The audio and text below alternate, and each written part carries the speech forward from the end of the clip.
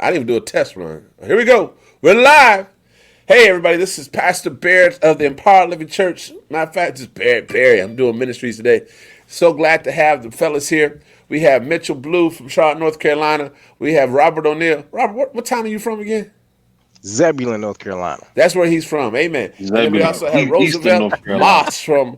You guys can go around and tell all your churches and stuff like that. Yeah, and Barry, man, we just here having a conversation. The pastors, a lot going on in this community right now. With I just thought it was wise of us to get together. We have these conversations privately among ourselves, but I thought it may be of interest to have a conversation with pastors as we talk about leadership during a pandemic. And here in North Carolina, for instance, the conversation is about reopening churches, and each of us are church planters, and we're not open. So, but anyway, let's have the conversation. So, matter of fact, Mitchell Blue, you in the top right corner for me. How's it going for you? What church are you at? How can people find you? Yeah, so thanks again for the opportunity, man, the platform. So again, Pastor Mitchell Blue, pastor here in the city of Charlotte, North Carolina, church called Uncommon Church.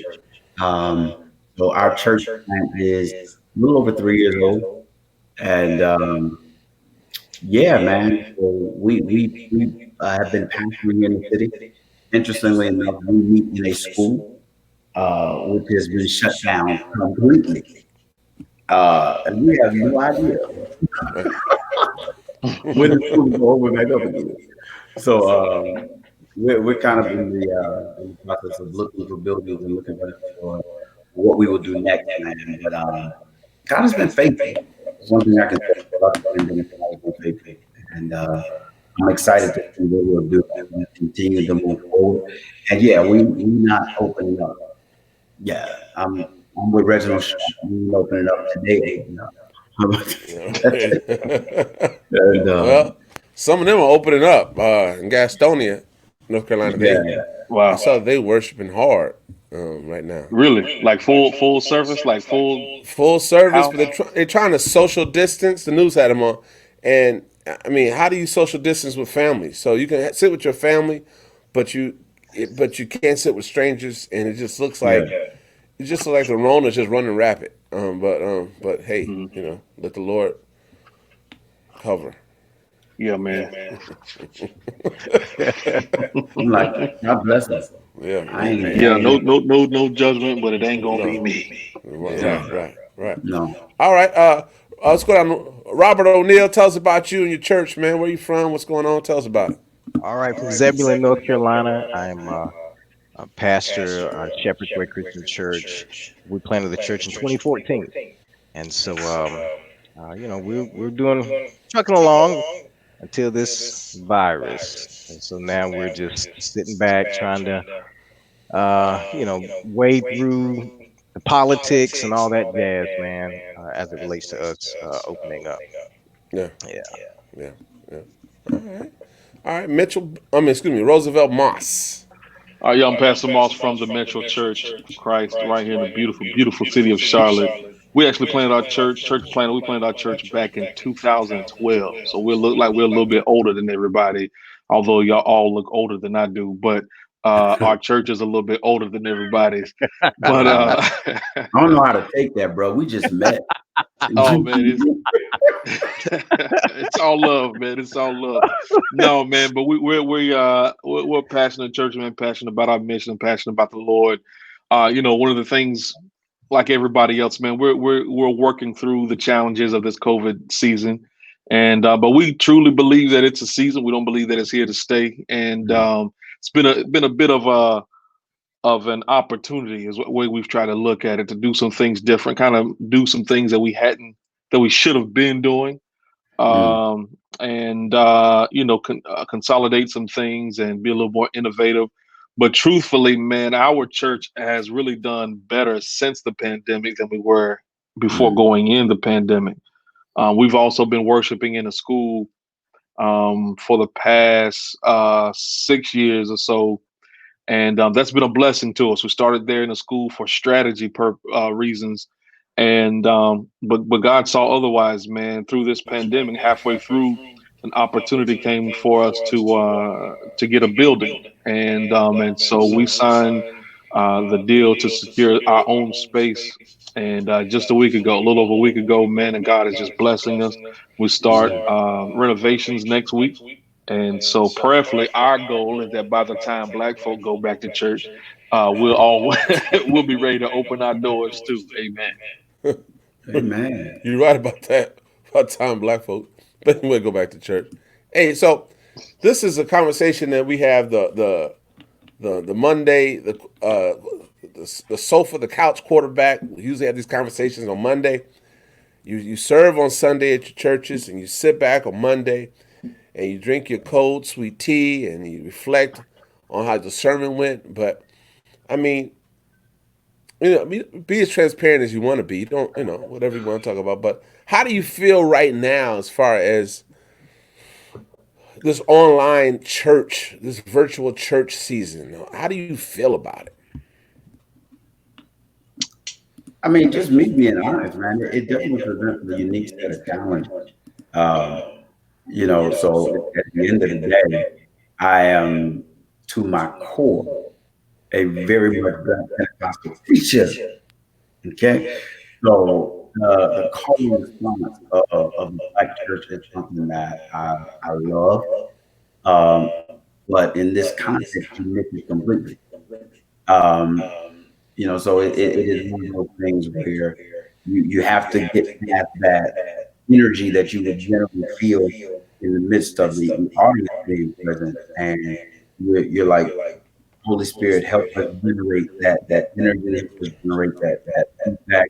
You know, when you're in the live audience, you have instant response, so you have an instant, notification. Okay, that went well.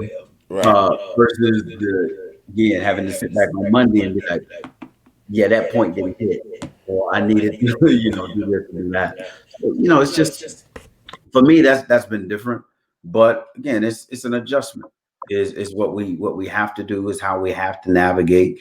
And I feel like for me that's been one of the challenges. But then too, just the natural love that you have as a pastor, shepherd, leader, wanting to see your people, wanting to be able to embrace them, and that natural physical touch.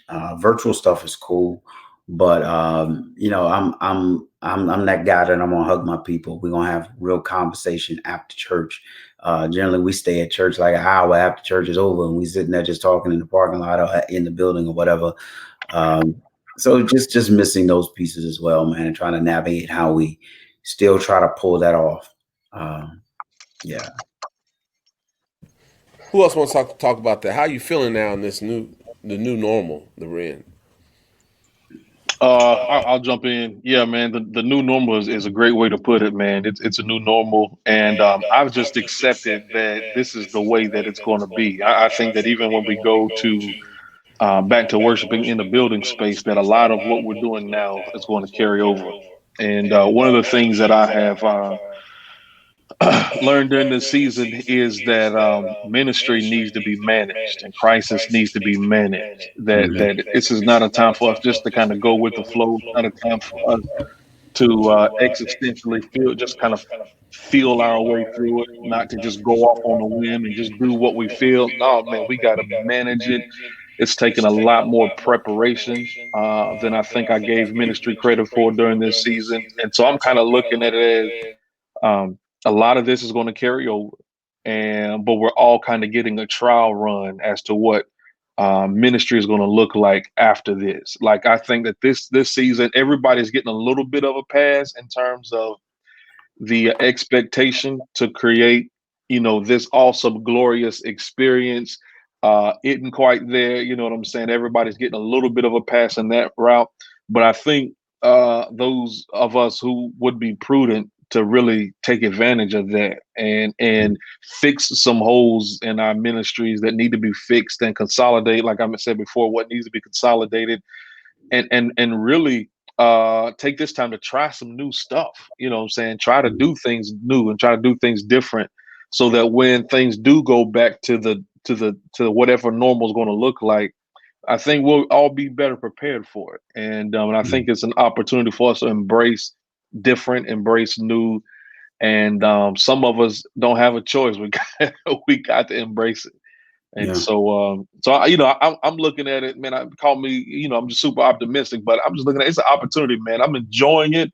I was tired, frustrated, and running rampant the first couple of weeks, but it's almost like I heard God say, "Hey, son, chill out. You trying to do way too much. You're trying to compete Mm. rather than just be who I called you to be." And I Yeah. just think and believe that if we just this is a time for us to work on being the best version of us that we can possibly be, not just as a pastor, but as a child of God, man, and as a leader in all of these areas. And so that's kind of I've gone in stages, but that's the stage of the crisis that I'm in. Listen, it's an opportunity. God is still in control, and let's learn and prepare so that we can be better once things go back to normal. One thing I will say is I think it's appropriate for us to plan as though this is not going away, meaning that the technology, the production, the skills that we picked up in the season right now, those are Mm. things that are really going to carry the church going forward. It's much like when they went from horses to cars. I mean, Yeah. things change. The pastor didn't come to the country just once a year. He came. I mean, once every month. He was able to come more often because he could get around, and that's a real conversation because my wife's grandfather, literally from Mississippi, had a horse, and then he moved from a horse to Cadillac. And he got a new Cadillac until his latter days. He was 93 when he passed away, not too long ago. But he's actually seen the transition from the country to the small town to the city, and how that changes how we do church. Back then, we're in that season right now as well. I believe that it's a dramatic change from the horse to the Cadillac. Mm. Yeah, man. Not to go super deep, man, but could you imagine what it was like when they created the printing press? Over Yeah. 500 years ago, and how many people probably kicked against it. But one thing was for sure, nobody was going to be transcribing books anymore. They were going to load them up on that printing press from Yeah. that moment on. And I think the same thing is going to happen here, man. It's never going to go back. People will still stay stuck in the stubbornness of their tradition. That I know that's going to happen because that's natural. But I do believe, man, that effective ministry is not going back. Your production, your ability to manage people and disciple people and move people with the use of technology, that's not going away. That's not going to go away. Yeah, yeah. I agree with that. I will say that, like you, Roosevelt, it has been in stages. Um, and at first, it was a bit rough trying to. I work full time, and then they say some say you're a part-time pastor, but there's no such thing as No. being a part-time pastor. No. Yeah. So, so in the and I work in healthcare, and so I didn't have no any time off. Matter of fact, it was escalated. So the stress Mm. and the pressure of the quick change, shutting things down, going all audio, bless you, going all Mm. video, virtual. It was a struggle. It took a minute to get myself together. But once I did, I've been getting the hang of it. And I agree with you, Moss, that it's going to be different. It'll never be the same again. And we will continuously do ministry in a different way. But as it relates to Sunday, Barrett, Yes. I still struggle. After my sermon on Sunday, I have no one to look at me. Preaching can be interactive. And when you're just talking to the camera, you're just like trying to, Lord, I'm hoping it's coming through clear. I'm praying you know, I shouted on this point. I wonder if they did. You know what I'm saying? Right. It's different. It's really different, and I walk away feeling a little not too good. Right. My wife has to shake me and say, "It's all right, man. It was good." But I go through the Monday blues. Just be honest with you. and it's Gotcha. it's it's a struggle. Yeah, Yeah. It's a everyday struggle, man. But yeah, the idea of going back to normal is definitely something that we need to put far, far, far, far, far yes, out of sir. our minds.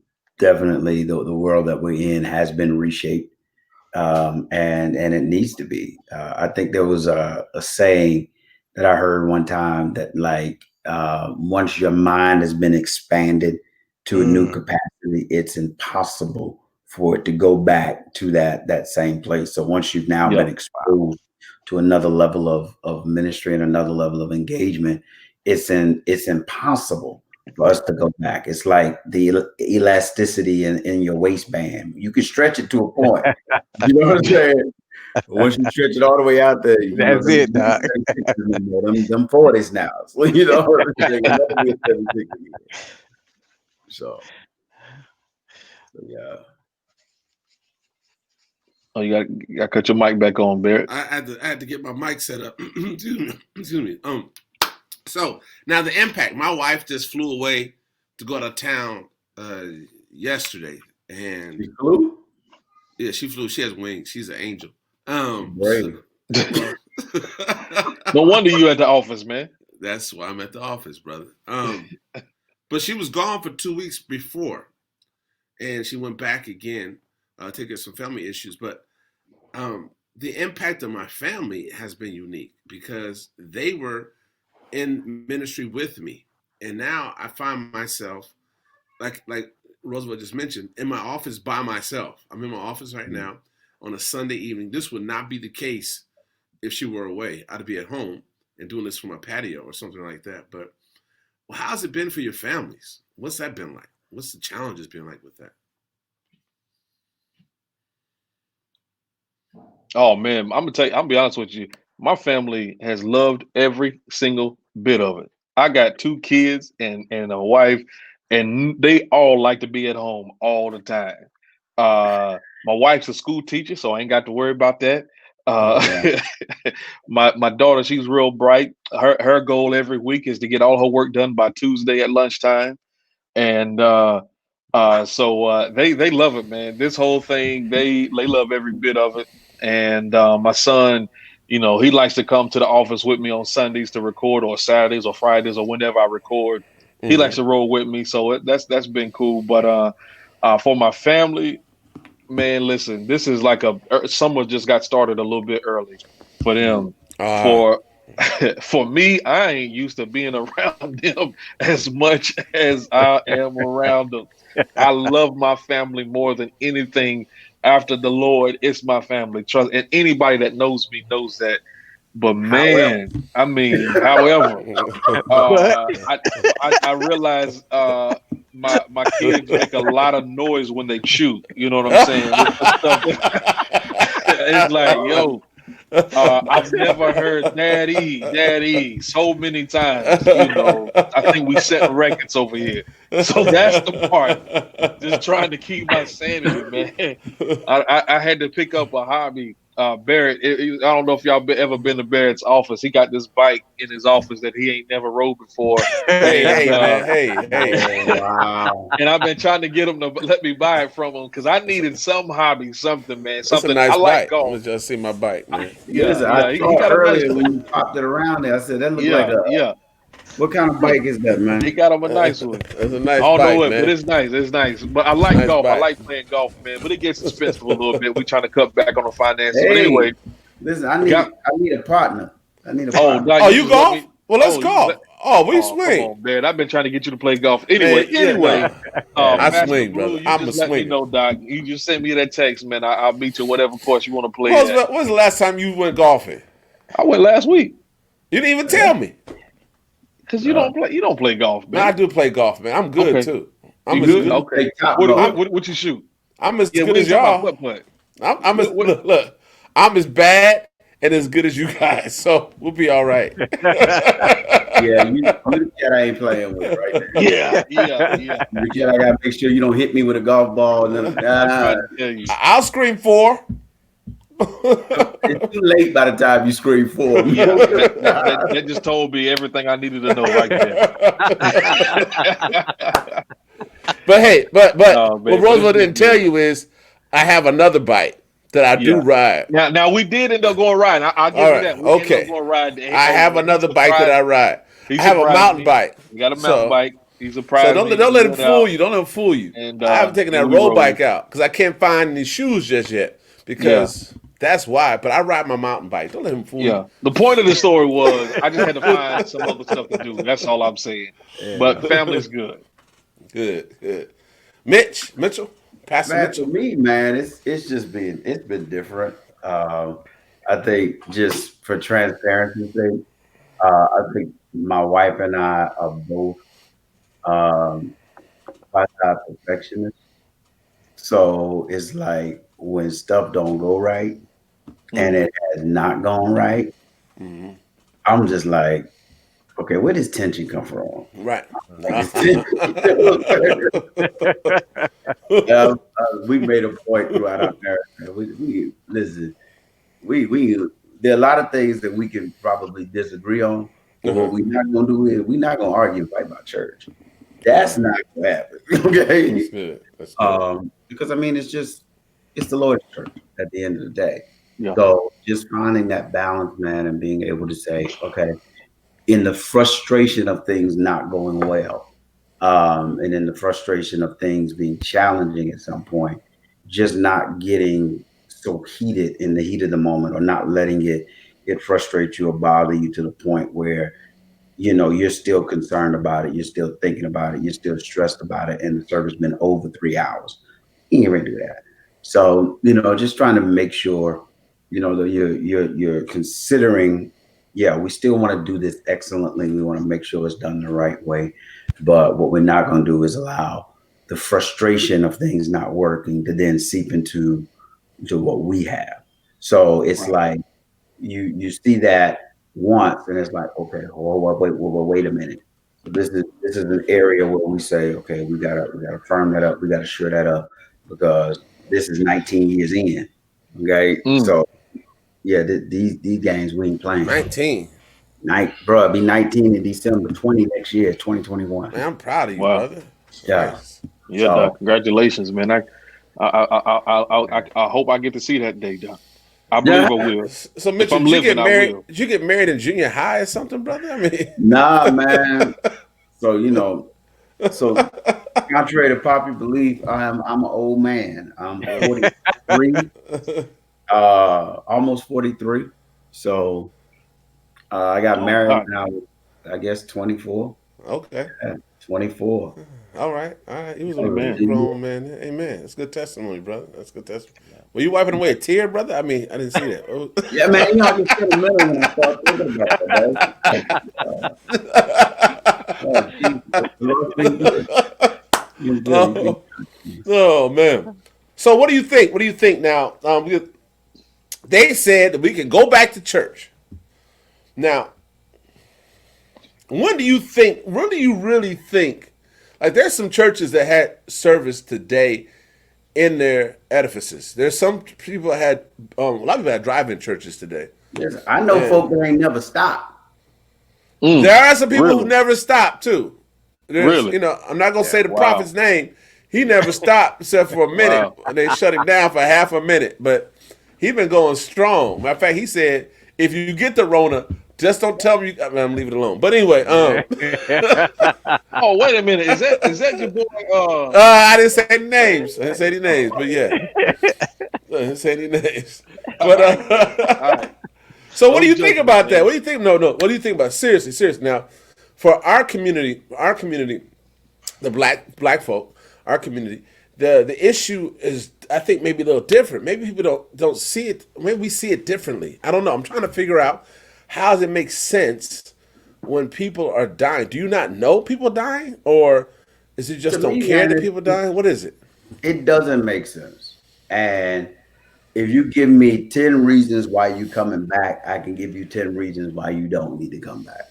And that's just it, man. I think some people are pushing this agenda of, I'm not gonna let the government tell me how to serve my God. And I'm like, You missing the point, okay, Doc. Yeah, you missing Yeah, the whole boat. Right. And I'm just like, nah, it ain't even about that. Because at the end of the day, the church has never been closed. Okay, let's right. just be clear about that. You Right. That's know what the I'm saying? key. The church has never been closed. But it's just like, so then now my mind always go to, okay, really, what is your motive? Yeah, Okay. So what's the motive? So first of all, I'm not gonna put the lives of people over an offering. Yeah. Okay, not getting ready to do that. But what it tells me is that apparently you're not teaching people appropriate principles about giving anyway. That you feel like if you don't see them, they ain't gonna do right. Come on, man. We're adults. Granted, people are gonna do what they do. Adults are gonna do what they do. But at the end of the day, we have to challenge the motives of our heart, man. So yeah, is the heart really that I want to see my people that bad that I put them in harm's right, way to come back before it's clearly safe? Nah, to me, that's not the heart of the shepherd. The heart of the shepherd is no matter what, above all, my heart is to love God and to love God's people and to ensure that I'm caring for the people and feeding the people in the way that God would have me to do it. And if I can effectively feed you through a virtual channel, then I'm going to continue to effectively feed you, lead you, guide you, and connect with you through this virtual channel till we can physically be back in a building. And if that right. means I don't see y'all till September, God bless you. I'll see you in September. Right. If it means that I don't see y'all after Thanksgiving, God bless you. We'll see you after Thanksgiving. Hey, that's You But know, right. what, I hope it don't take that long. we really hope we take that long. Yeah, Yeah, But at yeah. the same time, man, it's Yeah. just like we have to. I think we have to be cognizant of the fact of how this disease is really impacting our community. And I think people, until it hits home, until it comes to your doorstep, some people are taking it, very, very lightly. But my sister had corona. Mm. mm, She recovered, but the reason she got corona is because she was a nurse. They couldn't stop working and was treating corona patients, doing all of the stuff that she knew she was supposed to do. Right. Somehow she still contracted the virus. right. Right. Right. Right. Right. So it's like, Yeah. but when you hear the stories and you hear really what's going on, I couldn't smell nothing for a week. I had no taste of food. Ooh. My fever was Mm, 109 one day. And I'm like, you really should have died at 109. Yeah. Mm. wow. But, Yeah. Yeah. but see, man, God has completely kind of turned that situation. She's fully recovered. She went back to work. But Right. Yeah. Hey, There's a sister yeah. connected to our church, man. She's from New York, and she knew 20 people, family and friends, that actually passed away from the yeah, virus. And so, how do you combat that when you talk to people who are actually going through something that's massive? man, I That show them the pictures. Or Yeah. I show them the numbers in my phone. I can go through my phone and show you 26 people that I knew that have died because of this Mm, virus. They ain't here no more. wow. They ain't here no more. They wow, ain't here no more. They ain't here no more. right? That's Mm, heavy. Yeah. Yeah. I Uh, yeah, think that's it's real heavy. extremely tone. I think it's extremely tone deaf. From the pulpit to the politics as it mhm. Yeah. relates to this virus. And my wife, my father-in-law, her father died in New York from the coronavirus, and a month later, it took a month in order for us to have a cremation, Mhm. and Yeah. couldn't attend that. And I had a church member in our church contracted the virus, and I had just shut it down. I had just shut everything down. She is a faithful elderly lady, but she survived. Praise the Lord. But I Amen. mean, dude, who wants that? Who wants to Yeah. deal with that? I'd rather be safe than sorry. Yeah, And Yeah, I think to your point, Blue. The church has never been about a building. The Yeah. church is where the building is where the church meets. yeah, And I understand we've got to deal with the budget, we got to deal with the budget, the buildings, and the bodies, right? We want to see all of Right. those together. But um I think at some point you have to say, you know what, it is God's church. Let's let God Yeah. handle that. And members, to be honest with you, our giving hasn't decreased. It's done a little bit better. Yeah. Yeah. And because the core understands what's happening here. We have a lease payment. We have myself. I'm on salary. So they understand what's at stake, and I don't think it's ever been about us not preaching the gospel. We were never The government never told us to stop preaching the gospel. They just Right. Yeah. asked us to do it in a different way, The not to Yeah. government affect. never Yeah, told us to shut the church down. Never. no, Mhm. They gave us No. guidelines, and they Right. gave Right. us What they gave was guidelines. They said they wanted us to close the facilities. But the yeah. problem, yeah, like you said, like everybody's echoing what everybody's saying. yeah, One of the challenges is that so many people actually have been preaching this false doctrine of the church actually being the building, Hmm. and not enough corrective teaching has actually been taught. And you'd be surprised how often that is actually taught, and how more of your normal members, normal common people think that the building is a church. And Yeah. and sometimes we treat it kind of that way. And we believe that the only effective ministry that can happen is when you're inside that church building. And so yeah. I think, Yes, in sir. some ways we've done our own selves a disservice in that. But I've man, listen, I've kind of been, my opinion hadn't really changed, but I guess my judgment has a little bit. I tried to quit judging cats who were wanting to go back to service. Initially, I was like, "Hey, man, y'all crazy." And Barry, we've had these conversations. I was like, "Nah, Yeah. man, y'all, Yeah. y'all need, excuse me, Yeah. y'all do not need to be having church. Y'all this, y'all that." I was No, real super no. judgmental, and but I guess the corona is for real, and I don't know what Mm, people are up against. I don't know what they have going on. I don't know what their motives are. But I yeah. will tell you this, that it doesn't look like the corona is going anywhere. Mm-mm. And at some point you're gonna have you're gonna have to make a decision wherever you are on the spectrum. Yeah. That's right. That's right. So economically, Robert mentioned that his finances are pretty much going up, but I think that's consistent. Most people are saying the same thing. So, but most people are saying the same thing. Even the older churches with elderly people, what they're doing is they are actually mailing in their tithes and their offering because they understand that this is actually the season for planting your seeds. This is the season actually for sowing. This is the season actually for giving. But how do you prepare for the downturn in the national economy? Or do you believe there's going to be a downturn in the national economy? And how do you prepare for that as a leader of a church or leader in the community going forth in the next few months? I mean, I think it's right, man. Roosevelt's right. This is not going anywhere. It's just Yeah. lingering for a while. Who wants to I go think first? Go I ahead. think it's education for your people. One of the things that I've been very, very adamant about is encouraging our people, even with the stimulus check that you actually got, don't spend it, bank it, invest it. Yeah. Right now, the market, even the volatility of the market as it stands right now, if you're smart about it, if you have an investor or an investment advisor that you can talk to, ways that you can make money in the market.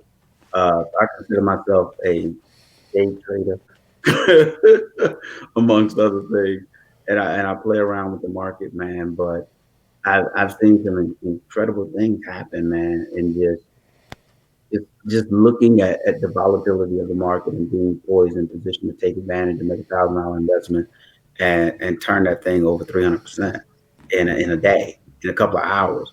You know what I'm saying? So it's like it's all about, to me, it's all about education, making sure that your people are aware and that you're really preaching the full counsel of the gospel and the soundness of the fact that you can't eat everything that you get.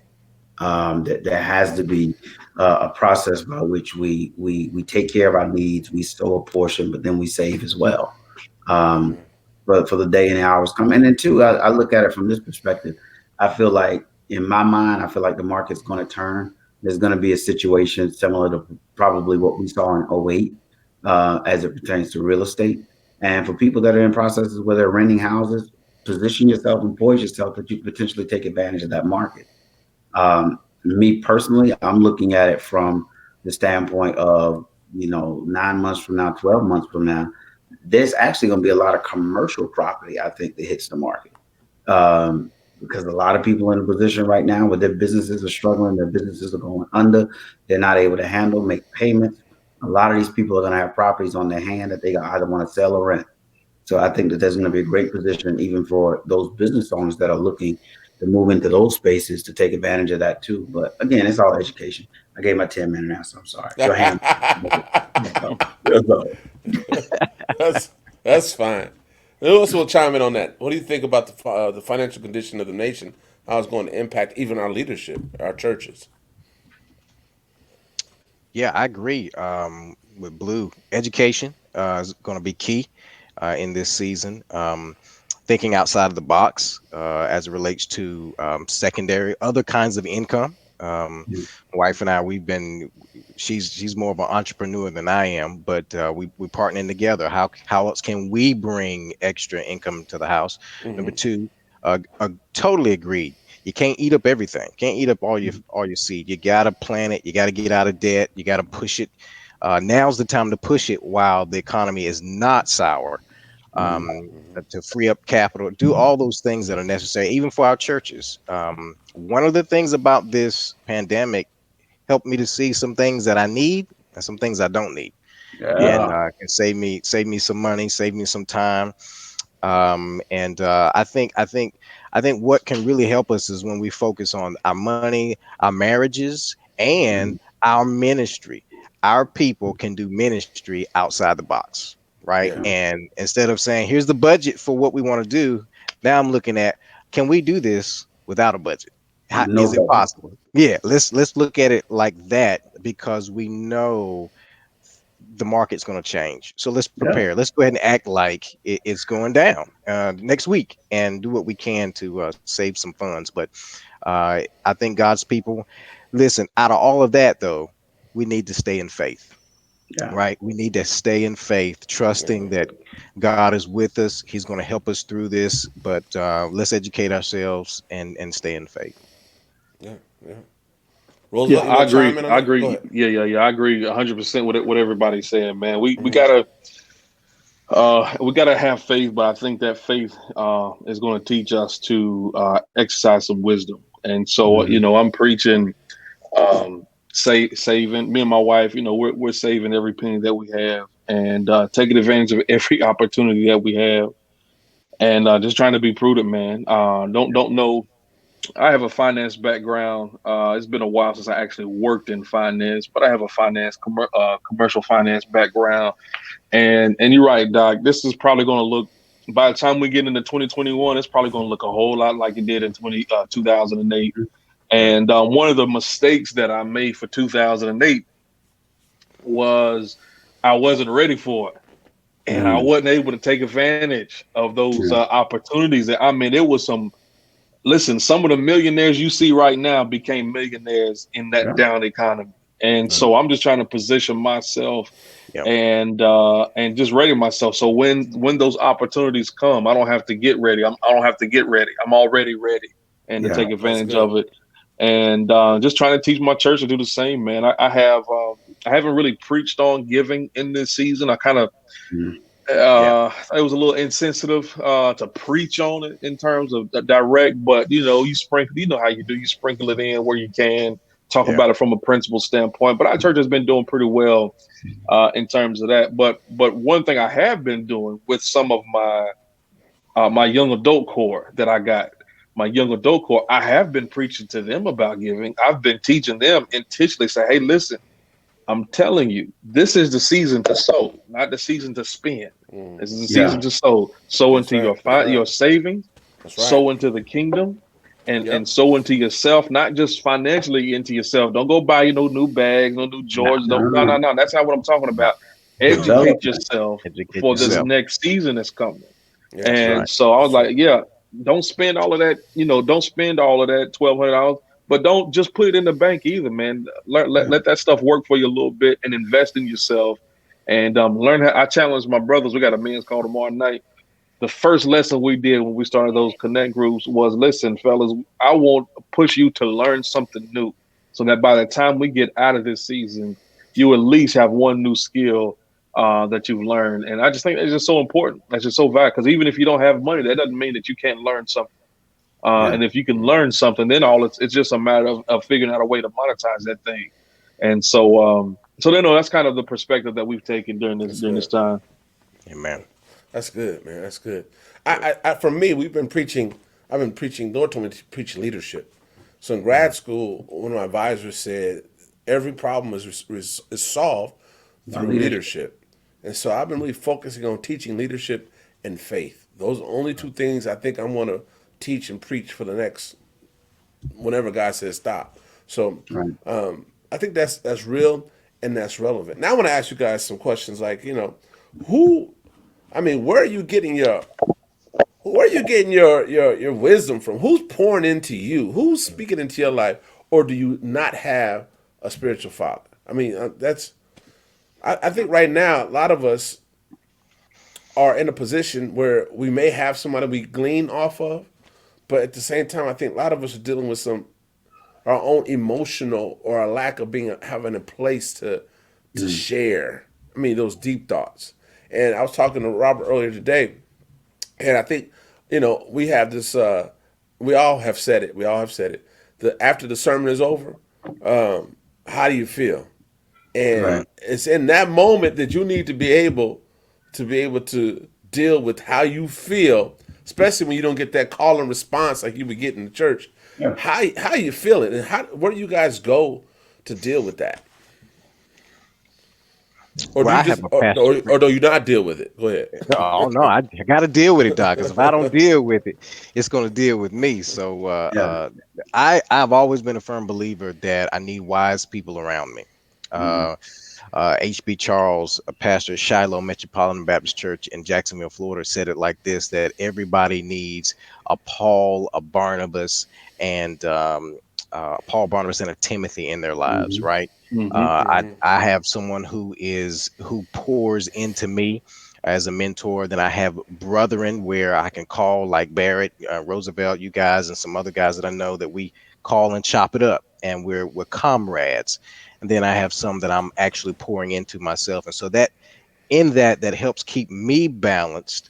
But when I'm having them rough days, man, my mentor, man, he calls me, Dr. Larry Covington. He's from the Burlington area. And matter of fact, on Saturday evenings, he'll call me and he'll ask me, "All right, run your outline. Let me hear what you got." Because he wants to make sure it's solid. And then he too, what I liked about him and some of the older generation is that they recognize that this is a transition for them as well. And to be honest with you, no one in ministry has solid answers about this transition that's happened. They're Right. all learning. The older guys are learning from us, the younger guys, and how to handle the technology piece of it. And so I think both can glean from each other as we help the older and the technology piece. And I'm leaning on them for the how do you stay consistent when when your back is against the wall. You feel like you're hitting that roadblock in sermon prep and sermon material, and then just the transition. I like to plan ahead, but this has been difficult for me. This has been difficult in planning my steps and sermon series and those kinds of things. So having someone to a mentor, a brother, and then someone I'm pouring into, that those things help keep me pretty balanced. Yeah, good. Mitchell Yeah. I think. Roosevelt. Yeah. I think that's pretty much the order of the day that all of us have somebody or something that you can go to as a point of release and as a point of just making sure that you are sane. You know what I'm Right. saying? Right. One of the things that we have not really looked at as being as needful as it is, especially in the Black community, man, just being able to have a counselor. Yeah. And all Yep. of us that are working bivocationally or co-vocationally or whatever, I got good insurance. So if I need time with a counselor, then I need to call that number and go sit down on somebody's couch because Amen. at the end of the day, man, Jesus is my wonderful counselor, and he is. But then sometimes it's just that physical human interaction that is a place where you don't know me. Okay. So it's not a place of judgment. It is a place of I can be as honest and transparent. I can be that way with my pastor as well, but it's still the fact that I can drop this and I ain't really got to ever hear about it no more. I Right. can That's drop good stuff. this and I can move on That's good and it's stuff. done. So I definitely believe that you definitely need a pastor, but then and you need those that you can talk to, those counselors, man. But then too, um, you talked about everything rising and falling on leadership. You have to be clear about how you even lead yourself. You know what I'm saying? You have to be wise about that. Brian Keith Williams said something many years ago, and I've taken it as a mantra pretty much for my life. And he said, when your output is more than your intake, your upkeep Mm, will be your downfall. Mm. mm. That's So good, That's a you Pastor. good are word. That's a good constantly word. pouring out, but never having someone that pours back in, your upkeep, the maintenance of your life, you're always behind the power curve. You're always behind the eight ball, and you'll never Yeah. be able to maintain. So, That's good. man, I've taken that as a mantra for my life, man, and something that, when I monitor my output and when I see that my output is far exceeding my intake, then I need to take a day, take a week. Thanks be unto God. My wife is ordained as well and a gifted preacher. So if I need to take 2 weeks and be like, baby, you got it these next 2 weeks, she can hold it in the middle of the road. I always tell folks, if there's ever a fight for a church, she gonna get it. So if there's ever a fight for the church, she gonna win. So, right, That's good right, stuff. That's real. I mean, That's yeah, yeah, real. that's real. yeah, So yeah. Roosevelt, I go to Roosevelt. So Roosevelt, what do you go to? I go. When Roosevelt comes. We share a office space, and I go to Roosevelt. Like Roosevelt, man. I give up, and so.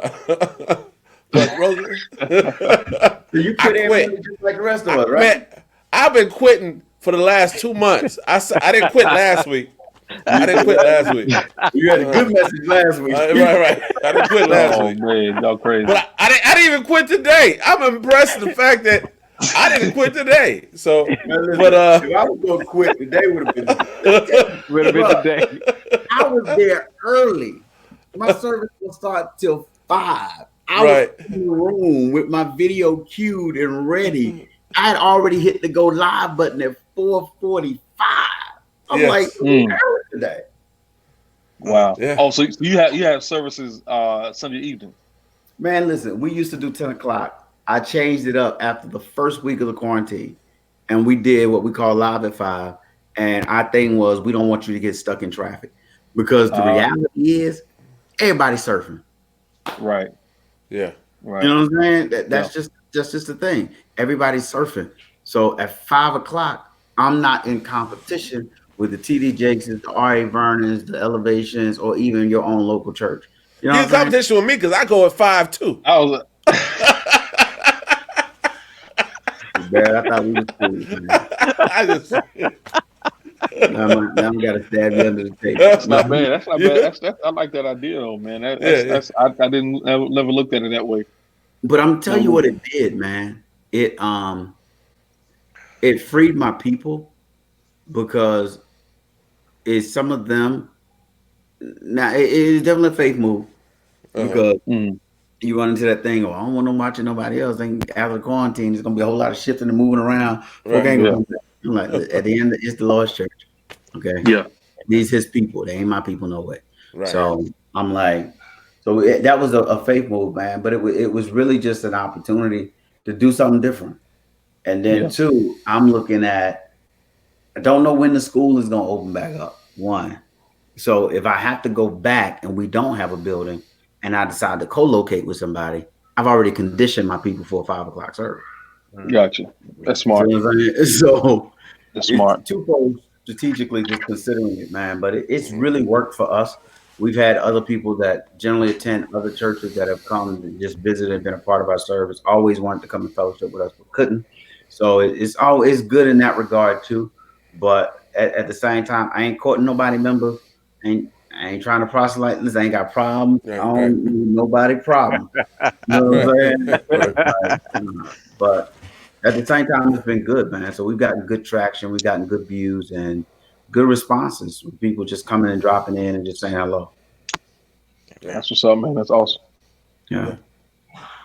Yeah. And now I want to talk about. Did you want to say something, Roosevelt? I have a controversial topic to discuss. If you Oh, want to go say. ahead. Go ahead, jump to the controversy, man. That's Okay, what I'm here for. controversy. Ain't here for the Controversy. controversy, man. Here we Yeah, here go. we go. Here we go. Here I we got, go. we got, Here we we got go. about 5 minutes left, but I want to really dig deep into this, man.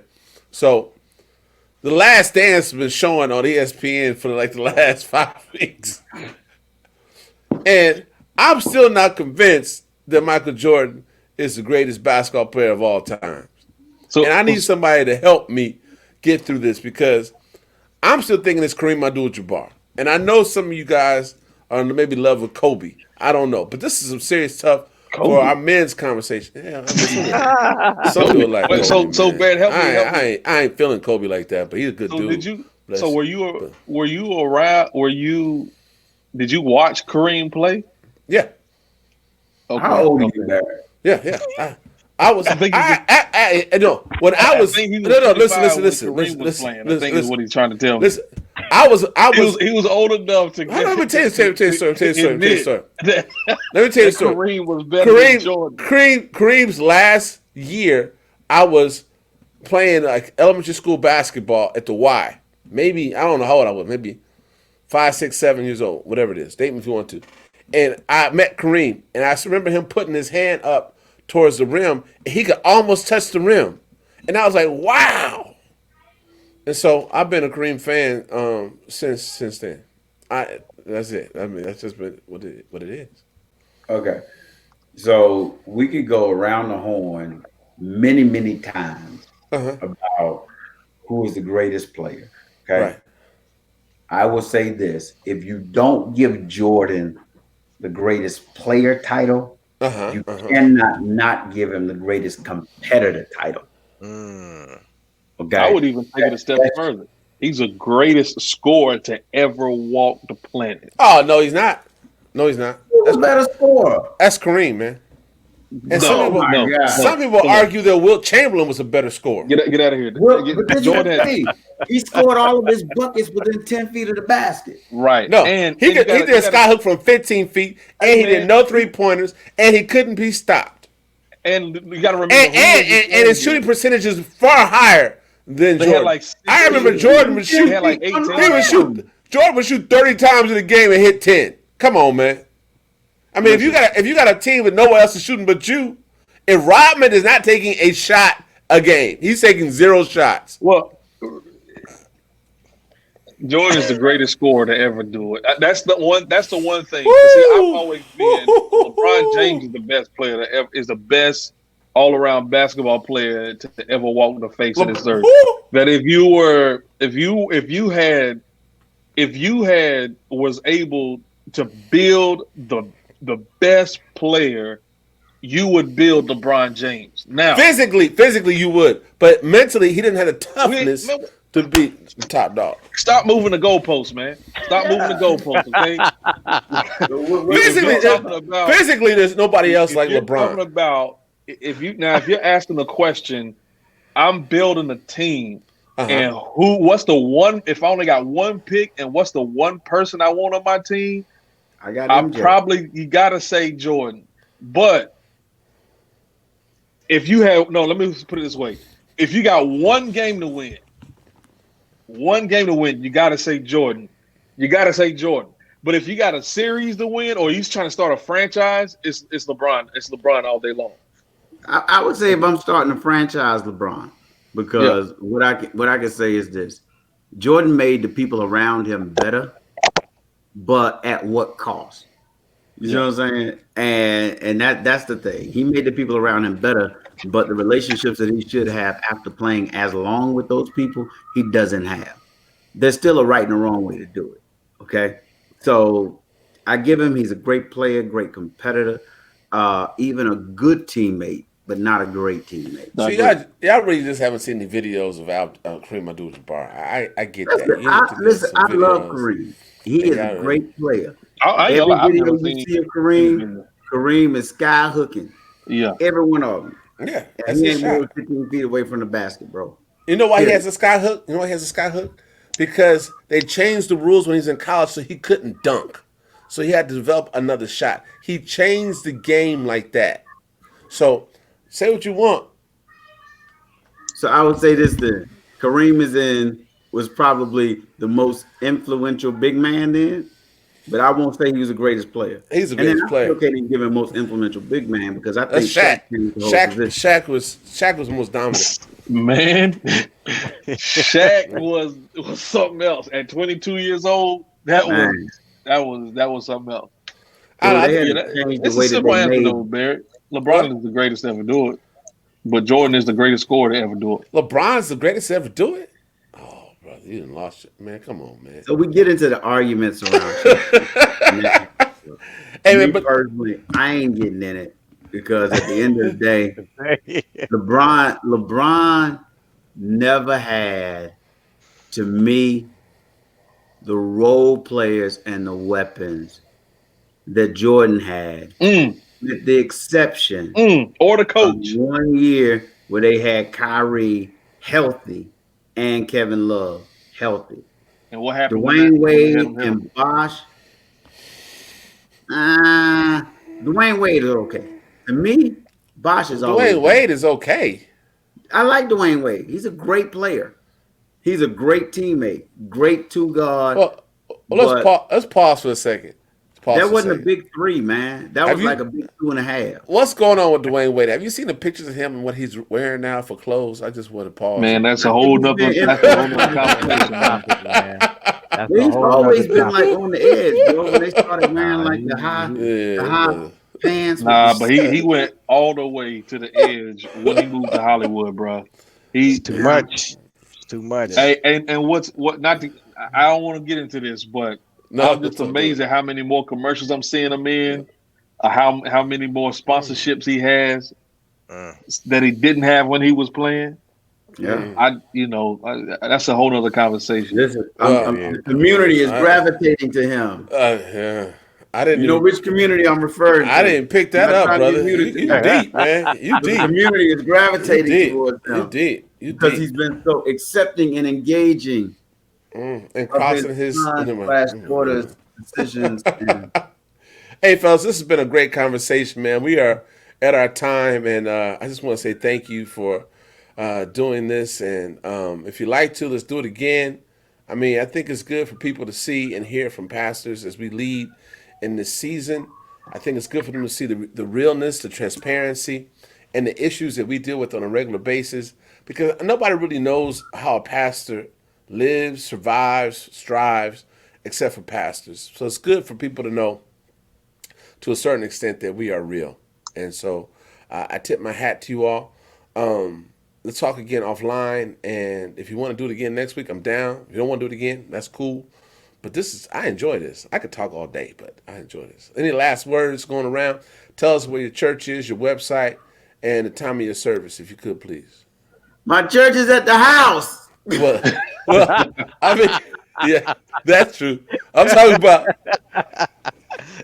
you know what I'm talking about, your online presence. Your online presence. We are Metro Church of Christ, man. Like I said, we're in Charlotte. You can find us. We are metro.org. It's our website, and you can find us on social media with the handle We Are Metro CLT. And catch us on Sundays at 10:15 and on Wednesday nights at 7. Facebook, Instagram, and YouTube. All right. No, O'Neal, tell us about it. Yes, sir. Shepherd's Way Christian Church, and our service times are at 9 o'clock. Facebook Live.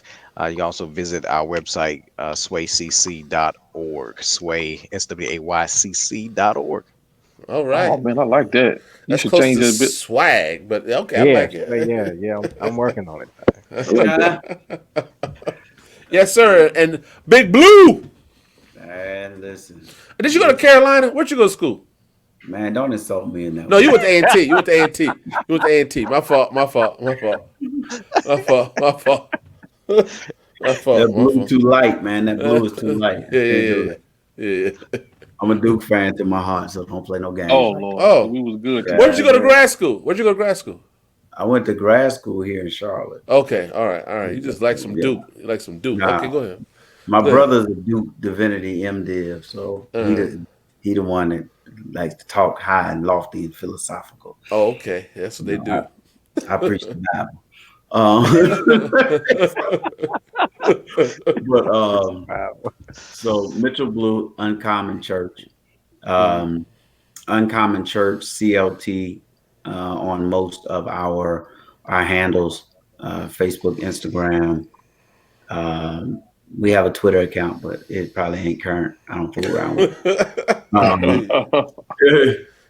But yeah, so we're Facebook Live Sundays, live at 5, and hey, we there. amen. Well, Oh man, y'all meet at Croft Community School, man. Yeah, man, right around the corner Man, from you at David Cox. So it's the yeah, next block yeah, over. yeah, yeah. We were when we moved up there, man. We were initially going to attempt to get Croft. That was the Yeah, first school we looked at, and I can't remember why we settled on David Cox, but the man, listen, neighborhood is a little different on Croft. That's a different road. it is. It is, man. Mitch So you didn't got, start there though. Mitch was somewhere else first, weren't you, Mitch? I was at Statesville Road Elementary School. Right.